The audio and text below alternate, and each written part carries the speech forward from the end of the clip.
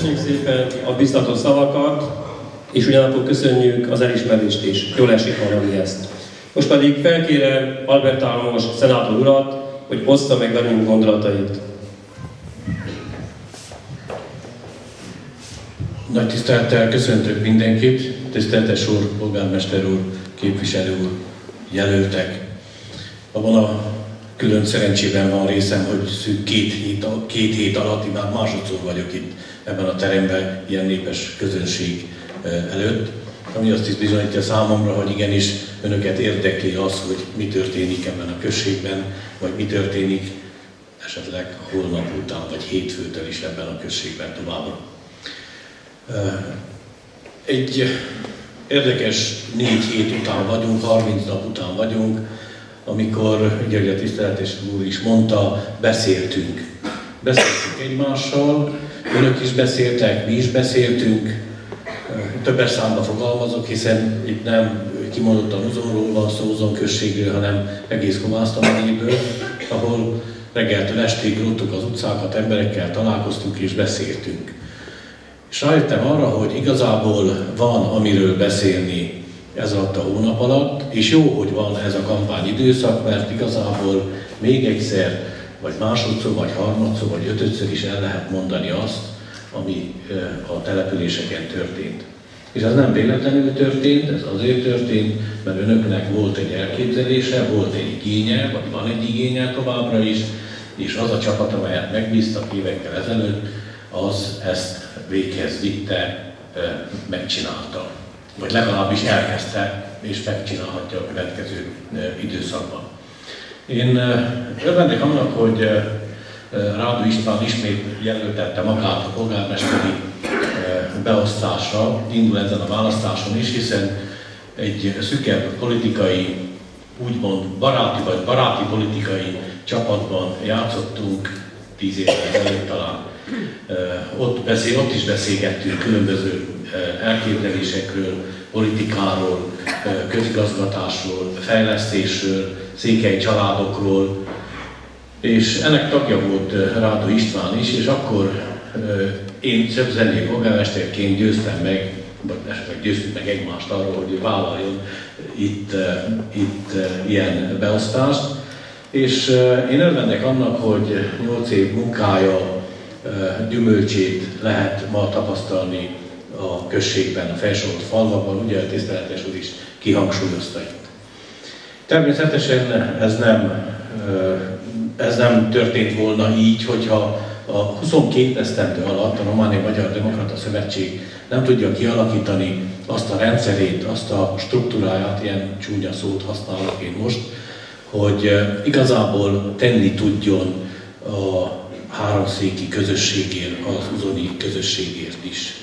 És ennek első eleme, legfontosabb eleme véleményem szerint, hisz én is itt dolgoztam az önkormányzatban polgármesterként, a helyi önkormányzat, polgármester és helyi önkormányzat, hiszen ők azok a személyek, akik direkt, egyenes kapcsolatban állnak az emberekkel. Minden nap beszélnek velük, minden nap igényeiket hallgatják meg, és minden nap ezeket az igényeket, panaszokat próbálják orvosolni.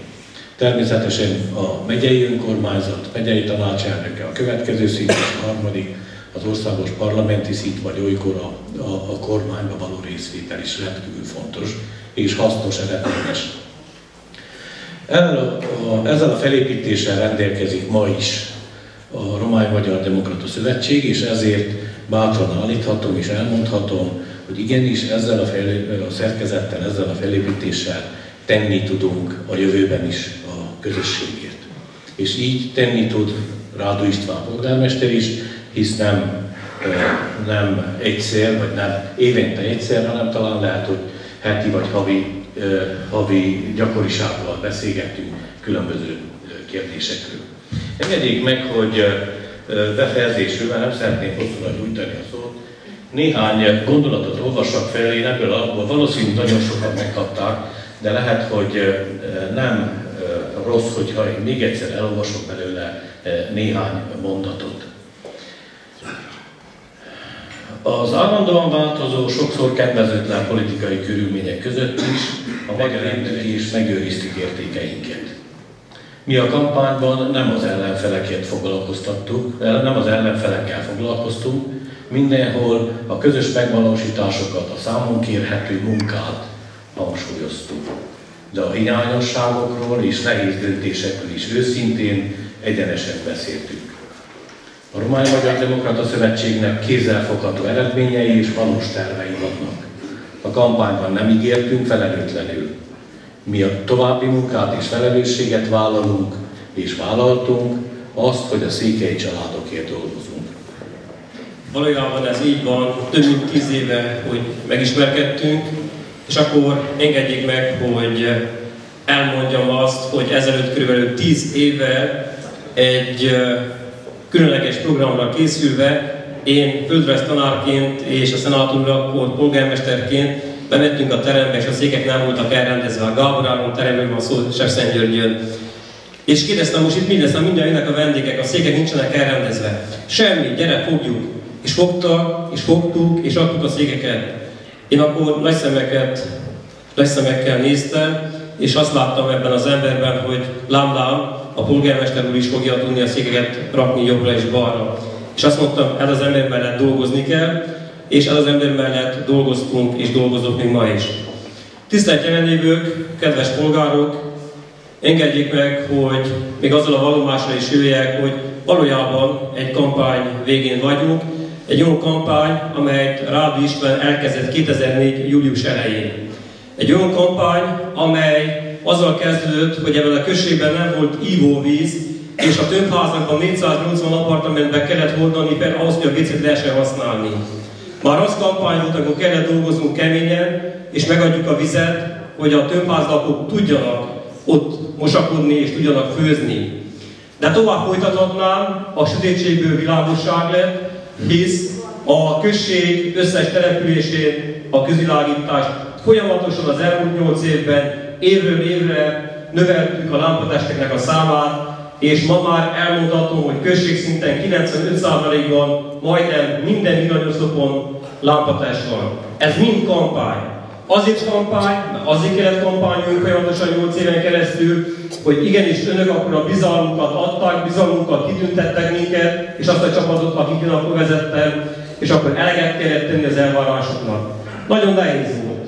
Voltak olyan ígéreteink, amelyeket teljesen foggal, körülbelül próbáltunk kivitelezni, de ütköztünk nagyon, de nagyon sok mindenben. Példaképpen mondanám a mezőgazdasági területek jogi és kataszteri kitisztázása. De nem törtünk meg, nem estünk tétre, igaz, hogy sokszor megbotlottunk, nagyon sokszor. De ott van ma már 3 település teljesen ki van tisztázva, 2 70%-ban, és ígérem, hogy 2 éven belül, maximum 2,5 év le lesz zárva, és első lesz Kovászna megyében, ahol volt annyi bátorság egy csapatnak, egy polgármesternek, hogy megmozgatta azokat a 15-16 éves régi dolgokat, amelyekről kezdtek betokosodni. De hadd beszéljek arra, hisz a legfontosabb most az, hogy csapatról kell beszélni. Egy csapat nem csak annyiból áll, hogy községszinten van egy polgármester, alpolgármester és tanácsos, hanem a csapat arról szól, hogy elkezdve a legkisebb településtől, Lisznyapataktól, ahol van 70 lakos körülbelül, föl egészen Bukarestig, hisz a csapatnak része az az RMDSZ-es köztisztviselő, aki ott dolgozik államtitkárként, ott dolgozik irodai munkásként, vagy akár a miniszter úr, úgy ahogy a képviselő úr is megemlítette, Orbély Lászlónak a nevét. Hisz említsem meg csak egy nagyon jó példát. Azt mondták, hogy a különböző projekteket automatikusan csak úgy adják. Igen, most elhúzzuk itt a mennyezetet, és úgy potyognak be a pályázatok pénzet. Nem igaz, kérem szépen. Keményen dolgoztunk, és nem csak én dolgoztam egyedül, és nem csak az alpolgármesterrel ketten dolgoztunk, és nem csak a tanácsal dolgoztunk, hanem dolgoztunk együtt a minisztériummal, dolgoztunk együtt azokkal az emberekkel, amelyek mindegy rendszerben voltak, és ezt a rendszert úgy nevezték, hogy RMDSZ. Ha tetszik, ha nem, ezt be kell ismerjük. Nem voltam sok katona soha, de be kell ismerjük, hogy nekünk köszönhessük, mert másképpen mentünk, másképpen nyíltak az ajtók, amikor be kellett kopogtassunk, be kellett menjünk. És számos eredményről tudok beszámolni. Egyik legfontosabb eredmény, amit önöknek kiosztottunk, és a 342 számmal van jelezve, a Románia hivatalos közlönnye 2011 májusában. Kérem szépen, országos szinten 482 településből 12 települést részesítettek olyan támogatásban, amelyre több százan pályáztak. Kb. 260-an.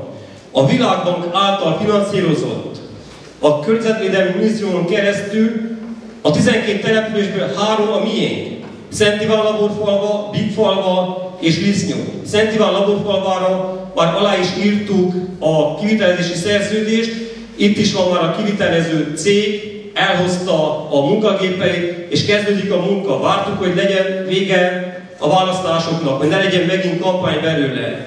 De egy pályázatnak a megírásától kezdve az elfogadásáig a kifutási határidő 2-3, sőt 4 év is van. És ugyanannyi a kivitelezés. És köszönöm szépen, és minden elismerésem Borbély László miniszter úr előtt, Korodi Attila miniszter előtt, és Paralóránt, és még mindazok, akik vannak mögötte, és van itt a megyei tanács vezetősége, hiszen ők tudják, hogy a községi napok alkalmával 3 személy díszpolgára avattuk. Minden nap díszpolgára avatok valakit, a behoz nekem 6.300.000 eurót. 6.300.000 eurót, és csak ez az egyik. Egy másik pályázat, amelyeket megint nagyon, de nagyon megszenvedtük érte, de büszkék vagyunk rá. Mindnyájan büszkék lehetünk, akik itt ülünk a teremben, csak akik a községben lakunk. Az úgynevezett 322D uniós pályázatok, amely értelmében 8,3 földutat, aszfaltutát fogunk varázsolni, és az Európai Uniós pénzekből. Köszönöm az RMDS-nek a segítséget, amelynek a kez egészen Gyulafehérvárig, hisz együtt tudtuk ezt megcsinálni. És ha már számoljuk az eurókat, lassan közelünk a 10 millió euróhoz. Csak az elmúlt 6 hónapban, mint eredmény. Voltak olyanok, akik ezt nem hitték el, és talán még most sem hiszik el, hisz rossz indulattal kezelik, de én mondom, jelzem azoknak, nem csak én, nem csak ez a csapat fog járni azon az úton, nem csak mi fogjuk használni ezt a szennyvizet, ivóvizet, mindnyájan használjuk. Mindnyájunknak az örömére, mindnyájunknak a büszkesége lesz. És aki ezt nem lássa, az nagyon sajnálom.